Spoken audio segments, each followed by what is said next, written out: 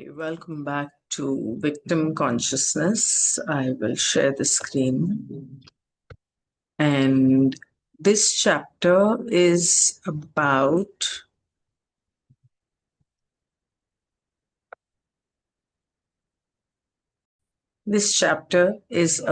negative core beliefs verified. मतलब कि हमारी जो नकारात्मक धारणाएं हैं वो पक्की कैसे होती हैं, वेरीफाई कैसे होती हैं, हमारा सबकॉन्शियस माइंड कैसे मान लेता है कि हाँ यही सही है। हम जो करते हैं वो इसलिए करते हैं क्योंकि हम उस पर विश्वास करते हैं, जिस पर हम विश्वास करते हैं हम उस पर हम वो करते हैं। हम जो करते हैं वो इसलिए करते हैं क्योंकि हम उस पर विश्वास करते हैं। जिस पर हम विश्वास करते हैं हमारा बिहेवियर इस बात से, मतलब हमारा बिहेवियर, हमारा चाल चलन, हमारे तौर तरीके इस बात पे निर्भर है कि हम किन बातों पर विश्वास करते हैं। हमारे बिहेवियर इस बात से तय होता है कि हम क्या विश्वास करते हैं। ये हमेशा सच होता है क्योंकि बिहेवियर विश्वास के हिसाब से होता है। अगर मैं ये विश्वास करूंगी कि सामने वाला इंसान अच्छा है तो मैं उसके साथ उस तरह का व्यवहार करूंगी। अगर मैं सामने वाले पर शक करूंगी तो उसके साथ उस तरह का व्यवहार करूंगी। और अगर मेरी ये धारणा होगी कि सामने वाला इंसान बहुत बुरा है तो मेरा उसके साथ बिहेवियर उस तरह से होगा। हम और कुछ नहीं कर सकते जब तक कि हम खुद से कही बातों पर आंख बंद करके विश्वास करते रहेंगे। हम उसी के हिसाब से काम करते रहेंगे।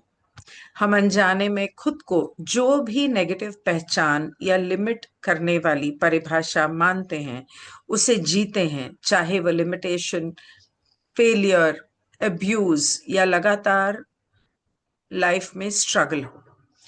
ऐसा करके हम अपने बिलीव्स को वेरीफाई या सब सच मानते हैं, सब सच साबित करते हैं। उदाहरण के लिए अगर हम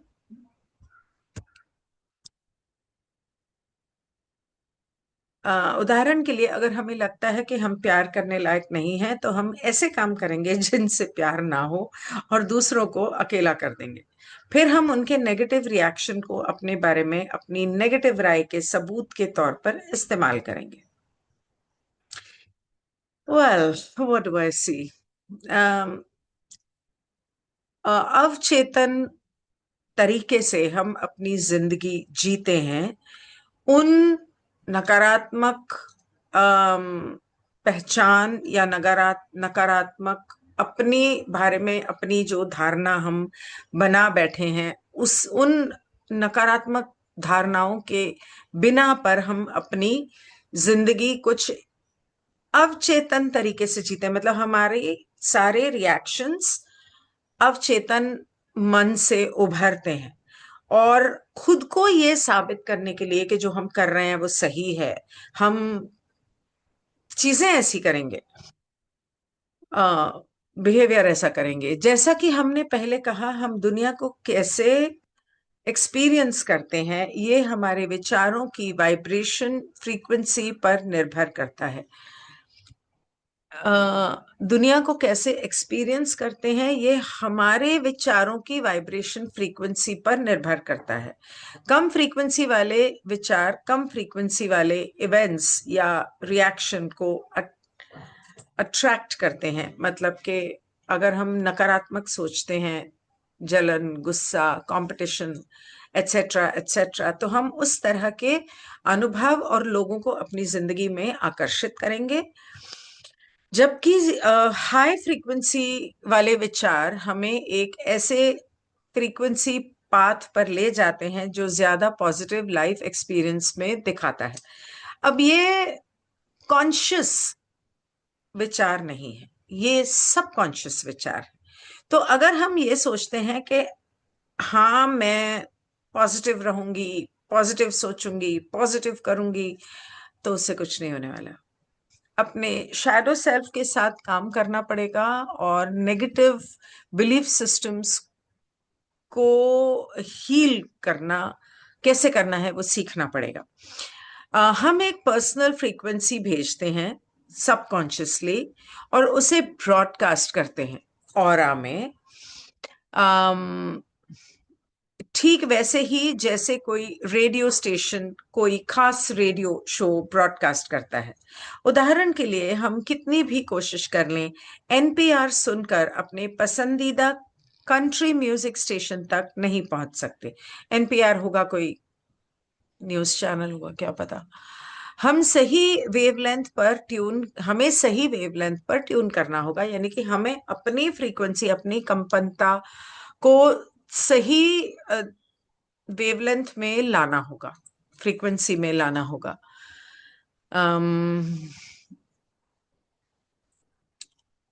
वेवलेंथ इसी तरह, क्योंकि हमारे विचार हमारी इमोशनल फ्रीक्वेंसी तय करते हैं। हम सिर्फ अपने विचारों की वाइब्रेशनल रेंज से ही एनर्जी ट्रांसमिट कर सकते हैं। हम जिससे मिलते हैं और जिसे हम अट्रैक्ट करते हैं वह हमारे विचारों की वाइब्रेशनल फ्रीक्वेंसी पर रेजोनेट होता है। We have to tune into the right wavelength. In a similar fashion, because our thoughts determine our emotional frequency, we can only transmit energy from the vibrational range of our thoughts. What we encounter and what we attract resonate at the vibrational frequency of our thoughts. Okay, thoughts determine our emotional frequency. Very complicated. Okay. हमारी रोजमर्रा की जिंदगी हमें हमारे मौजूदा विचारों या विश्वासों की वाइब्रेशनल फ्रीक्वेंसी के बारे में बताती है। रोजमर्रा की जिंदगी से पता चलता है कि डीप डाउन हमारे रूट ऑफ द माइंड में हमारी इमोशनल वाइब्रेशनल फ्रीक्वेंसी या हमारी धारणाएं क्या है। अगर हम कम फ्रीक्वेंसी वाले विचारों पर विश्वास करते हैं तो उनसे रिएक्ट करते हैं, तो हम हाई फ्रीक्वेंसी वाली जिंदगी का अनुभव नहीं कर सकते। हमारे विचारों को एक ऐसी फ्रीक्वेंसी बनानी चाहिए जो हमारी, जैसे वो होता है ना, एक कहावत है कि अगर आप एक हीलर पैदा हुए हैं या आपकी जिंदगी का मकसद लोगों को हील करना है, तो आप टूटे हुए लोग अट्रैक्ट करेंगे, आकर्षित करेंगे। आपकी जिंदगी में हमेशा ऐसे लोग आएंगे जिनकी जिंदगी बिखरी हुई होगी, जो खुद टूटे फूटे होंगे, जो लॉस्ट होंगे लाइफ में, जिन्हें प्यार की जरूरत होगी, जो प्यार करना ही नहीं आता होगा जिन्हें, और इस तरह के लोग। और आप उन्हें समझाते रह जाओगे, अरे नहीं ये ऐसे नहीं होता, ये वैसे होता है, अच्छा ये करो, अच्छा वो करो। नहीं सुनने वाले। सो क्योंकि आपने सोल कॉन्ट्रैक्ट किया था, आपको हीलर बनना है, तो आपकी जिंदगी में टूटे फूटे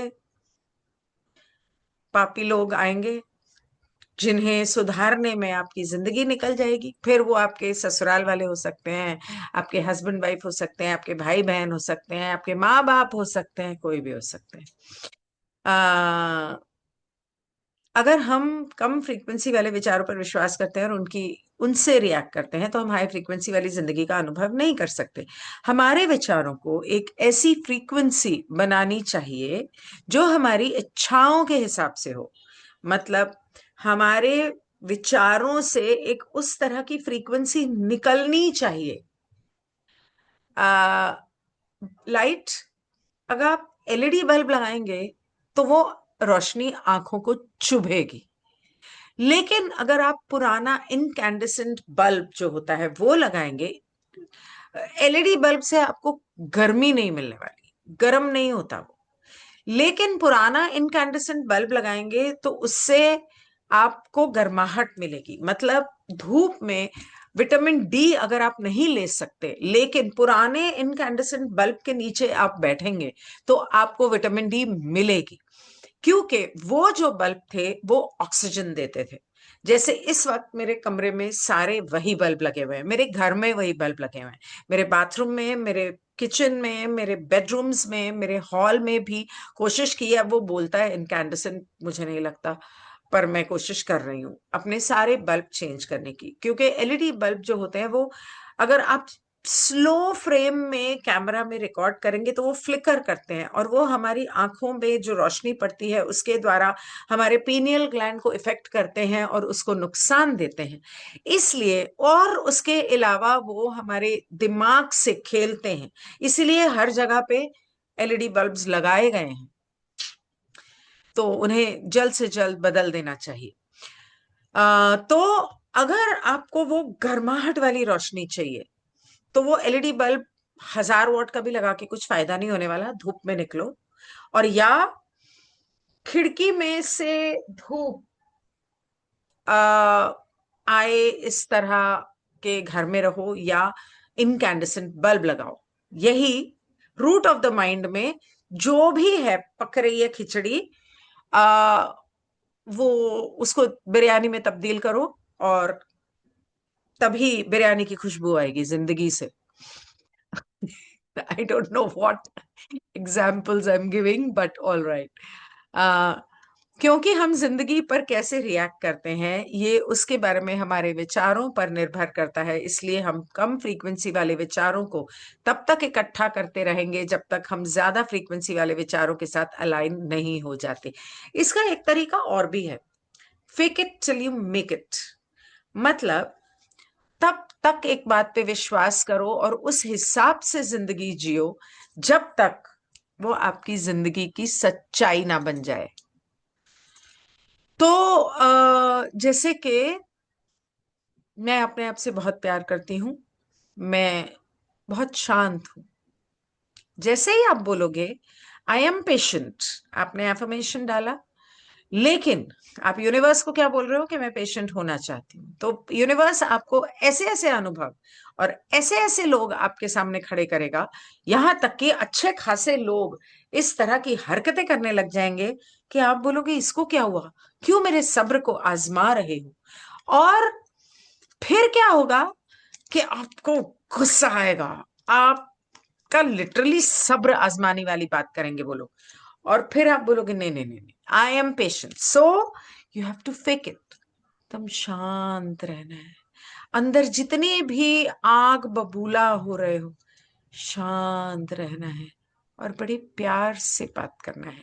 क्योंकि जब हम चिल्ला के किसी को डांटते हैं, वो उसको पता है ये तो हर वक्त ऐसे ही करती रहती है, तो उसका असर इतना नहीं होगा जितना आप शांत रह के अगर किसी को धमकी दोगे या किसी को बोलोगे बस ये आखिरी बार था, फट जाएगी उसकी। सो पेशेंस। और अगर उसी इंसान को आपने प्यार से बोल दिया हाँ हाँ हाँ कोई बात नहीं तू कर ले अपनी, जब मैं अपनी पे आई ना फिर पता चलेगा, चलो काम पे लगो, तो उसका असर क्या होगा सामने वाले पे आप सोच भी नहीं सकते। So fake it till you make it. मैं अपने आप से प्यार करती हूँ, कोई कितना भी कुछ कर ले, मैं अपने आप से प्यार करती हूँ। I matter to myself, it doesn't matter whether I matter to you और नॉट। सो अगर कोई ऐसी चीज करेगा जिससे मेरे सम्मान को ठेस पहुंचती है या मुझे नुकसान पहुंचता है या मुझे दुख पहुंचता है, तो वहां पर आप अपने लिए you would stand up for your self और आप उसको सुना दोगे बड़े प्यार से। ऐसा है कि मैं इसे एक्सेप्ट नहीं करती, तुम्हारे ये तौर तरीके मुझे दुख देते हैं, आइंदा ऐसा ना करो तो अच्छा होगा, और अगर दोबारा ऐसा करने की हिम्मत की तो उससे बेहतर है कि मुझे शक्ल मत दिखाना दोबारा। सो शायद सबसे मुश्किल सोच हमारी कोर सोच वो है जो हमारे अपने जीवन के अनुभव से नहीं बनी बल्कि हमारे परिवार से हमें मिली है। परिवार से क्या मिलता है हमें? परिवार से एक बेटी को ये मिलता है कि माँ अपने ससुराल वालों की, पति की, सब की बहुत सहती है। चुप रहने में ही भलाई है बेटी, smile, keep quiet and live your life. सब कुछ सहो, तभी जिंदगी में आगे चल के सुख मिलेगा, घंटा मिलेगा। ऐसी सोच गलत सोच है। माँ को उसकी माँ ने सिखाया कि औरतों को सहना है, उसको उसकी माँ ने सिखाया, उसको उसकी माँ ने सिखाया, और सबको देख देख के और जीन्स और डीएनए में से वो सोचती रही सब कुछ सहना है, मैं तो अबला नारी हूं, क्यों सहना है कोई जरूरत नहीं है सहने की। तो this is not about feminism, it's about being fair, justice and free will. लड़कों को क्या मिलता है? औरतों की कोई औकात नहीं होती। औरतों को मिलता है आ, आदमी ही जिंदगी में होना चाहिए। आदमी जब तक नहीं है तब तक जिंदगी का कोई मतलब नहीं है। जब तक शादी नहीं हो जाती, बच्चे नहीं हो जाते, खाना बनाने नहीं आता, तब तक जिंदगी का कोई मतलब नहीं। क्यों नहीं है? क्यों नहीं है? औरत अकेली नहीं रह सकती? खुद काम नहीं कर सकती? क्यों नहीं कर सकती? हाँ। सो आदमियों को और क्या मिलता है? बाप प्यार नहीं करते, वो सिर्फ प्रशासन, शासन चलाते हैं, डिसिप्लिन करते हैं। प्यार माँ करती है। पैसे चाहिए तो माँ से ले लो। और आजकल सीन बदल गया है, माँ काम करती है तो depends, the father is the bread winner of the family. तो बेसिक जो है, अपने बाप को देखते हैं कि वो दादा के साथ कैसे बात करता है, या उनके साथ कैसे पेश आता है, या बिजनेस कैसे करता है, और वहां से लड़के सीखते हैं। बाप सिगरेट पी रहा है, लड़का, बाप टेंशन में सिगरेट पी रहा है, लड़का बोलेगा मैं बहुत टेंशन में हूं, 12 साल की उम्र में सिगरेट पीना शुरू कर देगा। बाप टेंशन में शराब पी रहा है, मैं बहुत टेंशन में हूं, 14 साल की उम्र में शराबी दोस्तों से दोस्ती कर लेगा। और मेरा घर टूटा हुआ है, मेरे माँ बाप अलग हो चुके हैं, तो अपने अच्छे खासे दोस्तों के साथ उसकी नहीं बनेगी, और ऐसे लोगों को अपनी जिंदगी में अट्रैक्ट करेगा जिनके माँ बाप का भी डिवोर्स हो चुका है। So it's bad to have extramarital affairs, because इससे घर टूटता है। लेकिन अगर माँ बाप फिर भी इस बात का एहसास बच्चों को नहीं कराते कि ये कितना गलत है कि बच्चे होने के बाद आप घर तोड़ रहे हो, परिवार तोड़ रहे हो, तो बेटा सीखेगा कि it's all right to have extramarital affairs. बीवी को अपने घर में खुश रखो, गर्लफ्रेंड को अपनी जगह पे खुश रखो, और खुद खुश रहो। डिपेंड करता है कि बच्चे माँ बाप को देख के क्या सीखते हैं। उनके माँ बाप को देख के भी नाना नानी, दादा दादी, चाचा मामा, पड़ोसी, सबसे सीखते हैं बच्चे। हम इन पारिवारिक सोच पर सवाल नहीं उठाते, क्योंकि परिवार है तो हम सवाल ही नहीं करेंगे। बड़ों ने अपनी बीवियों को मारा, औरतों को मारना गलत नहीं है क्योंकि बड़े कर रहे हैं। हाँ तो ठीक है, मैं भी मार सकता हूं। हम बस मान लेते हैं कि वे सच है, ये हमें विरासत में मिली है। हो सकता है कि वे पीढ़ियां पुरानी हों। हमारे आने से बहुत पहले हमारे माता पिता जीवन के बारे में अपनी बनी बनाई सोच के हिसाब से जी रहे थे। बनी बनाई कैसे? उनको अपने माँ बाप से मिला, उन नाना नानी दादा दादी को अपने माँ बाप से मिला। तो आदमी तो मारते रहते हैं, हाँ, औरत का काम है आंसू पोछे, रोटी बनाए और खिलाए, और रात को बिस्तर में सो जाए पति के साथ, चाहे वो प्यार करे ना करे, चाहे वो बेइज्जती करे या कुछ भी करे। हमारे आने से बहुत पहले हमारे माता पिता जीवन के बारे में अपनी बनाई बनाई बनी बनाई सोच के हिसाब से जी रहे थे। ऐसी सोच में बिना सवाल किए विचार होते हैं कि हमारा परिवार कौन है, हम कितने काबिल हैं, दुनिया कैसी है, और हम जीवन से क्या उम्मीद कर सकते हैं। अगर माँ बाप ने कभी पड़ोसियों से बना के नहीं रखी, तो पड़ोसी क्या होते हैं, कौन होते हैं, क्यों होते हैं? जरूरत ही नहीं है, अपने आप में मस्त रहो, तो आपकी अपने पड़ोसियों से कभी बनेगी ही नहीं। या आप अपने पड़ोसियों से बहुत क्लोज हो, तो आपके माँ बाप को आपने जो करते देखा, झूठ बोलते देखा, तो आपको ये लगेगा कि हाँ, झूठ बोलना इज वेरी नॉर्मल। पड़ोसी जिनसे आप बहुत क्लोज हो, उन्होंने अगर कुछ गलत करते, उनको अगर कुछ गलत करते हुए आपने देख लिया, एक बार, दो बार, तीन बार, तीसरी बार के बाद तो वो ठप्पा लग जाएगा दिमाग पे कि हाँ ठीक है, चलता है। हम बिना जांचे परखे इन सोच को आंख बंद करके अपना मान लेते हैं। और क्योंकि हम उस वक्त बहुत छोटे होते हैं और बड़ों को ऐसा सब करते देखते हैं, तो हम सोचते हैं हाँ ठीक तो है, क्या प्रॉब्लम है। हम सवाल थोड़ी करते हैं कि आपने ऐसा क्यों किया, हम सवाल नहीं करते। और अगर हमारे माता पिता के पास ये सोच है तो हमें लगता है कि वे सच ही होंगी, मतलब अगर उनकी सोच है तो हाँ तो सही ही होगा, माँ बाप है। एक काल्पनिक उदाहरण लें, जॉन और उसके भाई जो अपनी जिंदगी से खुश नहीं थे और उन्होंने एक साथ एक कोर सोच वर्कशॉप में जाने और अपने पारिवारिक सोच को समझने का फैसला किया। ओके। वे इस बात पर सहमत थे कि उनका परिवार ऐसी मान्यताओं पर चलता था जो कुछ इस तरह की लगती थी कि दुनिया के खिलाफ हम हैं, जिंदगी मुश्किल है, दुनिया के खिलाफ हम हैं, it's us against the world, मतलब कि हमें दुनिया से लड़ना है, दुनिया के खिलाफ हमें नहीं, हमें दुनिया से हर वक्त लड़ना है। जिंदगी बहुत मुश्किल है और लोग हमेशा हमारा फायदा उठाने की कोशिश करते रहते हैं, इसलिए हमें हमेशा सावधान रहना पड़ता है। हम सिर्फ एक दूसरे पर और अपने सबसे करीबी परिवार के सदस्यों पर ही भरोसा कर सकते हैं, और कभी कभी हम परिवार के सभी सदस्यों पर भरोसा नहीं कर सकते। परिवार के सभी सदस्यों पर भी भरोसा नहीं कर सकते। तो जॉन जॉन और जो दोनों को पता चला कि कैसे उनकी निजी मान्यताएं परिवार की मान्यताओं की के एक सेट से बनी थी। जॉन एंड जो, ओके, जॉन एंड जो, it's not John, it's John and जो।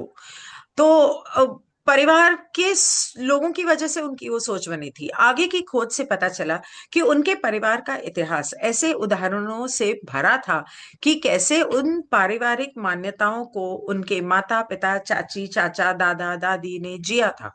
इन पारिवारिक मान्यताओं ने एक ऐसा नजरिया बनाया जो पीढ़ियों से उनके परिवार पर हावी था, जिससे कमी कमी अविश्वास, पैरानोया और बहुत चिंता होती थी, मतलब जिंदगी में। तो उनके दादा दादी से ये चला आ रहा है, तो दादा दादी तो फिर चाचा चाची भी यही कर रहे थे, माँ बाप भी यही कर रहे थे, बुआ फूफा भी यही कर रहे थे। तो उनको लगा यही जिंदगी है बॉस, ऐसे ही होता है। और उस वजह से जिंदगी में कभी पैसा नहीं है, कभी टेंशन है, कभी कोई धोखा दे रहा है, कभी कोई काम पे धोखा दे रहा है, कभी कोई पड़ोसी धोखा दे रहा है, कभी कोई रिश्तेदार धोखा दे रहा है। क्यों? उनकी सोच को उन्होंने अपना बना लिया था। नतीजतन उन्होंने अनजाने में ऐसे काम किए जिससे वो नजरिया बना रहा और वेरीफाई हुआ।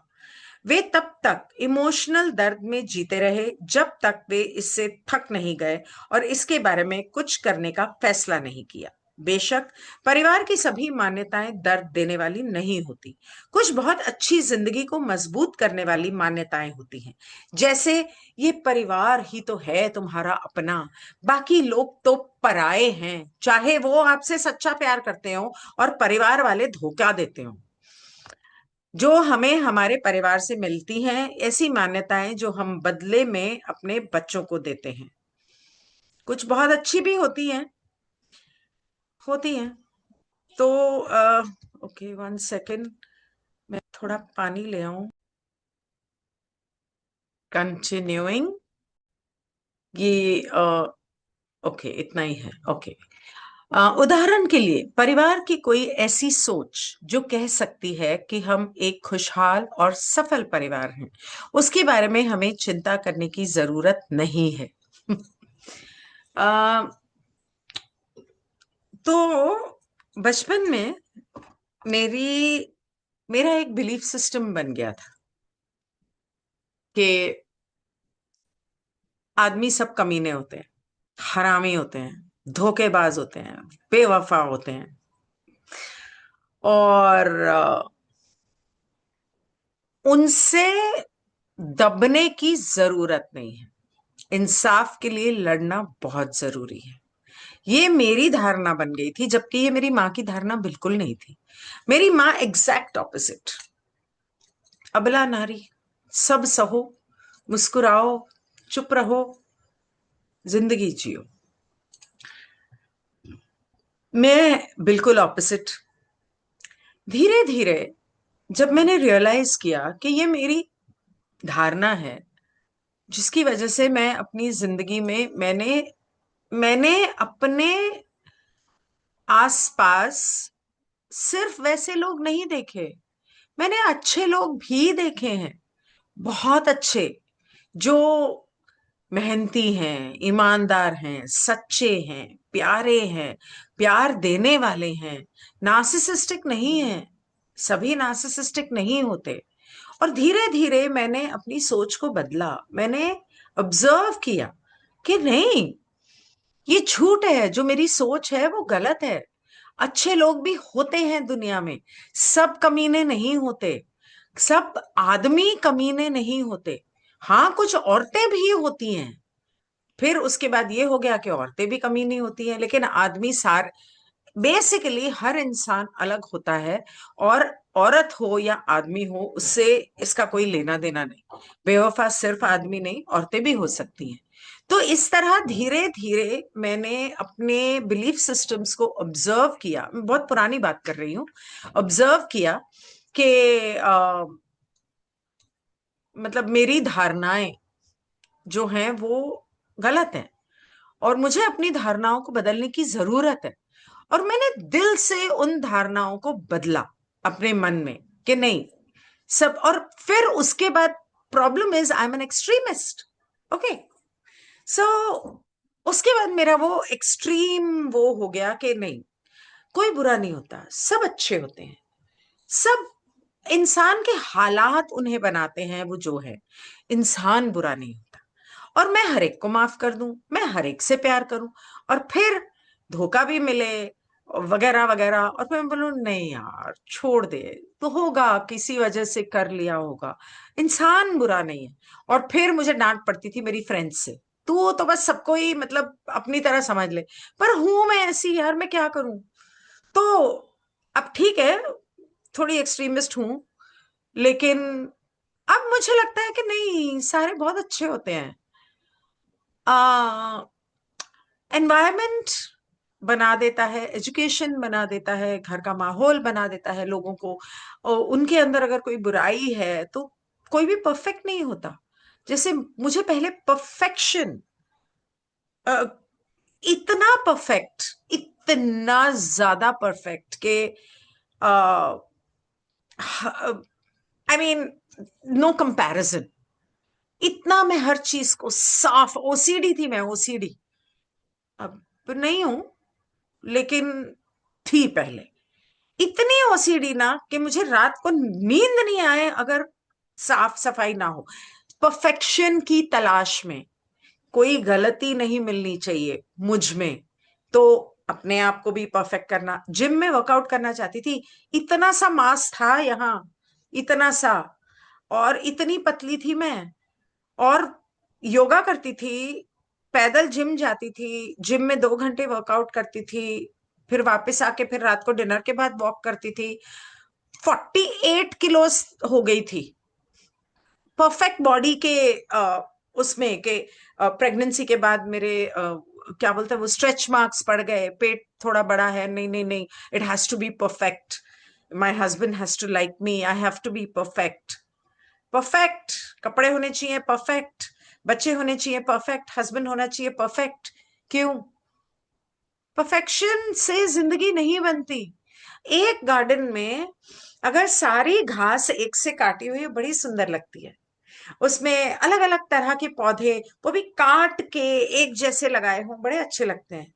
लेकिन जब आप जंगल में जाते हैं जहां कुछ भी परफेक्ट नहीं है, तो उसकी जो ऊर्जा होती है वो अपनी ही होती है। इस गार्डन में वो मजा कभी नहीं आएगा। और वो मजा उसका कोई कंपैरिजन नहीं है। अगर आप एक मार्बल का टुकड़ा ढूंढते हो ना जो पूरा वाइट हो, उसमें वो मजा नहीं आएगा मार्बल का, जब तक उसमें कुछ काले लाइनें या धब्बे नहीं होंगे। मार्बल लगना तो चाहिए, इम्परफेक्ट होना चाहिए। ये मैंने बहुत सालों बाद, बहुत देर से सीखा कि perfection there is nothing called perfection, चाहे वो इंसान में हो, चाहे वो चीजों में हो, चाहे वो घर में हो, चाहे वो रिश्तों में हो। परफेक्शन नाम की कोई चीज नहीं होती। हर चीज में काला नहीं होगा तो वाइट की कीमत नहीं होगी, तो नमक नहीं होगा तो मीठे का स्वाद नहीं आएगा।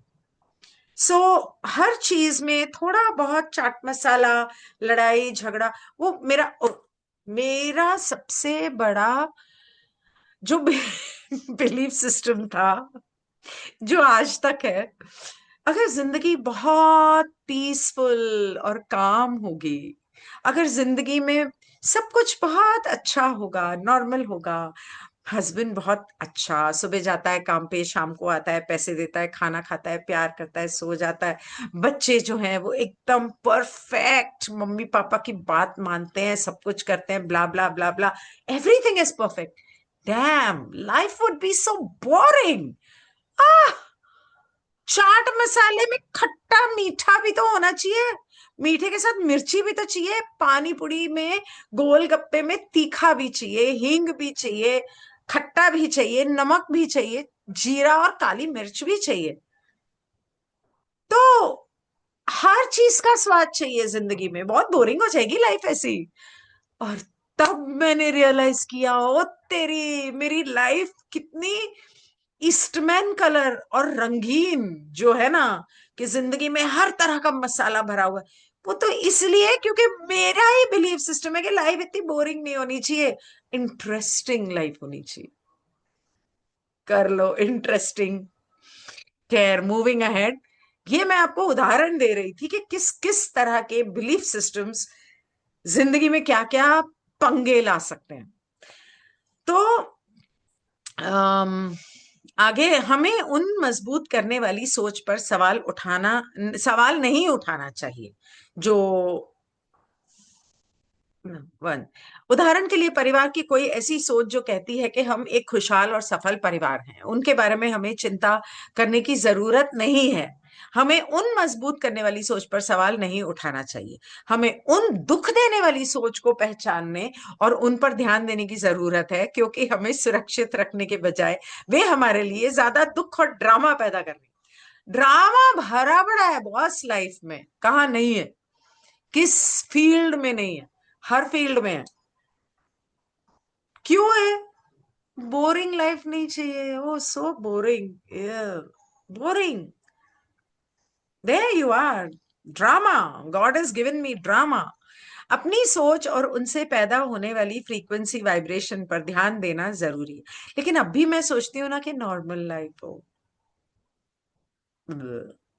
बोरिंग। तो इसलिए मुझे थोड़ी एक्साइटमेंट चाहिए लाइफ में, और इसलिए मैं अकेले घूमने निकल पड़ती हूँ, क्योंकि एटलीस्ट वो बोरिंग लाइफ में वो मेरे लिए थोड़ा एक्साइटमेंट है, वो एक्साइटमेंट मुझे चाहिए। ये ड्रामा वाला excitement I don't want, sorry God, don't want. अपनी सोच और उनसे पैदा होने वाली फ्रीक्वेंसी वाइब्रेशन पर ध्यान देना जरूरी है, कि आप क्या सोच रहे हो। कि कभी कभी हम सोचते हैं ना, कभी कभी ऐसा मैं सोचती हूँ, ये बाई रोज आती है, काम करती है, और मैं बैठी रहती हूँ, मैं तो बैठे बैठे मोटी हो जाऊंगी। कभी कभी नहीं आए ना तो थोड़ा मैं काम करूंगी, तो थोड़ा एक्सरसाइज होती रहेगी बॉडी की। और जब मैं ऐसा सोचना शुरू करती हूँ ना, भाई काम छोड़ के चली जाती, लो कर लो काम, बना लो सोच। इसलिए बहुत सोच समझ के सोचने की जरूरत होती है, सोच पर ध्यान देना पड़ता है। अगर वे हमें दुखी करती हैं तो हम तब तक पॉजिटिव बदलाव नहीं कर सकते जब तक हमें अपनी बेचैनी का सोर्स पता नहीं चलता। बेचैनी का सोर्स पता नहीं चलता। जब हम अपनी दुखी सोच की जांच करते हैं तो हमें पता चलता है कि ये विक्टिम कॉन्शियसनेस ही है जो दर्द पैदा करती है, क्योंकि विक्टिम कॉन्शियसनेस ही यही करता है, मतलब कि मैं बेचारी, मैं दुखी, कट कैंसिल डिलीट, मुझसे कोई प्यार नहीं करता, कट कैंसिल डिलीट, मुझसे सब बहुत प्यार करते हैं। तो जितनी नेगेटिव सोच है, तो अपनी उस एक नेगेटिव सोच को मजबूत करने के लिए जो बाकी सब नेगेटिव सोच उसके आसपास घेरा बना बना लिया है हमने, उस पर ध्यान देने की जरूरत है। विक्टिम कॉन्शियसनेस में शामिल घायल सेल्फ को कम फ्रीक्वेंसी वाले विचारों, मान्यताओं की लत लग जाती है जो जिंदगी को रोकते हैं, और नतीजा कम फ्रीक्वेंसी वाली भावनाएं होती हैं। अगर मेरी जिंदगी में ड्रामा नहीं हुआ, अगर मेरी जिंदगी में दुख नहीं हुआ, तो मेरी तरफ ध्यान कौन देगा, मुझे सहानुभूति कौन देगा? अगर मेरी जिंदगी में प्रॉब्लम्स नहीं हुए, तो जिंदगी को एक्साइटिंग और एडवेंचरस कैसे बनाऊंगी? मैं अपनी बात नहीं कर रही हूं, जनरली बात कर रही हूं कि हर तरह की सोच होती है। सो मैंने, एक चीज है कि हम जो अपनी नेगेटिव धारणाएं जो बनाते हैं, गिल्ट, रिग्रेट, शेम, इस तरह की भावनाएं जो होती हैं, ये हमें आगे चल के जिंदगी के बाद तक परेशान करती। और मुझे इस जिंदगी से डर नहीं लगता, ये तो कटी जाएगी, रही कितनी गई है, थोड़ी सी बच गई है, लेकिन उसके बाद, जिंदगी के बाद अगर परेशान करना है इन भावनाओं ने, that is now something I can not afford. I can't afford that. वो दुख नहीं झेला जाएगा। तो वो, अगर जिंदगी में दिल में सेल्फ लव नहीं होगा, दुख होगा, सेल्फ रिस्पेक्ट नहीं होगा, ब्ला ब्लू, मैं अपना ध्यान नहीं रखूंगी, मरने के बाद कौन झेलेगा? कौन हेल में जाएगा? नहीं चाहिए boss. I love me, I will love me at all costs. So वो एक अलग धारणा बन गई है मेरी कि नहीं, सेल्फ लव इसी जन्म में सीख के जाना है। Self love, self esteem, self respect, everything इस जन्म में सीख के ही जाना है, ताकि सीधा हेवन, भगवान, एक अनंत रचेता, fifth dimension, fourth dimension, whatever, मैं सीधा उसमें जाऊं। कौन सीढ़ियां चढ़ता रहेगा? अपने बस की ना है, इतना सब्र नहीं है मेरे में। सो विक्टिम कॉन्शियसनेस ही हमारे द्वारा महसूस किए जाने वाले ज्यादातर, अगर सभी नहीं तो, इमोशनल दर्द का सोर्स है। Wounded self that engages in victim consciousness is addicted to low frequency thoughts, beliefs that resist life, and the result is low frequency feelings. Victim consciousness is the source of most of all emotional pain that we experience. परसों के दिन कुछ हुआ था, मैं बताती हूँ। कुछ 2-3 दिन पहले कुछ हुआ था कि, क्या हुआ था, मेरे घर में पार्टी चल रही थी और सब फ्रेंड्स आई हुई थी, और पार्टी, जिन लोगों को नहीं बुलाया था वो भी आ गए, मतलब फ्रेंड्स ने अपने फ्रेंड्स को बुलाया, rocking party, good fun, lots of food and blah blah. जिन्हें ड्रिंक करना था वो अपनी ड्रिंक्स लेकर आए थे, वो ड्रिंक कर रहे थे, म्यूजिक चल रहा था। अचानक किसी का फोन आया कि यहाँ पे पार्टी चल रही है क्लब में, चलो तुम लोग सब आ जाओ, और सारे उठ के, मतलब एक दो ने बाकी सबको धक्के से और साथ में मुझे भी ले गए, नहीं नहीं चलो चलो चलो मजा आएगा। मुझे बहुत तकलीफ हुई, मैंने कहा मेरे घर की पार्टी बर्बाद कर दिया है। और फिर मैंने सोचा, तो क्या हुआ, ये मेरा कैटलिस्ट है, ये मेरा उत्प्रेरक है। यहां पर बात सेल्फ लव या सेल्फ रिस्पेक्ट की नहीं है, यहां पर बात यह है कि मैं खुद को इतनी इंपॉर्टेंस क्यों दे रही हूं। नंबर 1, तो क्या हुआ, चले गए तो। नंबर 2, जो हुआ अच्छा हुआ, क्योंकि वरना ये लोग 2 बजे से 3 बजे से पहले तो हिलने वाले नहीं थे। और मुझे पार्टी से पहले मुझे ये टेंशन थी कि हाय राम, ये लोग आ तो रहे हैं, कहीं ऐसा ना हो कि मेरी नींद खराब हो जाए। और भगवान ने ये किया कि उन सबको 12 बजे से पहले मेरे घर से भगा दिया। तो एक्चुअली स्पीकिंग, मैंने सोचा कि जो होता है अच्छा होता है, तो उसमें परेशान होने की क्या जरूरत है। अगर मुझे बुरा लग रहा है तो इसका मतलब वो मेरा ईगो है, लेकिन वो फ्रेंड भी मैं थी, मैं भी मैं हूं, और जितने लोग थे वो भी मैं हूं, और जिसने फोन किया वो भी मैं हूं। हम सब तो एक दूसरे से अलग है नहीं। तो कहीं ना कहीं the universe conspired to give me my sleep, क्योंकि मैं तो फिर वापस आके जल्दी सो गई, and I had a good night sleep. So every moment in life can be a learning moment, अगर हम उसमें से दूसरे पे इल्जाम लगाने की बजाय खुद कुछ सीखें। And I hope you are enjoying this victim consciousness series. इसके बाद जो नेक्स्ट चैप्टर है वो है कि एक तो ये हुआ कि विक्टिम, हम हमारे अंदर वो विक्टिम कॉन्शियसनेस की धारणाएं कैसे बनी, दृढ़ हुई। अगला चैप्टर ये है कि वो हम अपनी जिंदगी में प्रोजेक्ट कैसे करते हैं। तो मैं कोशिश करूंगी कल करने की। Thank you so much. Good bye.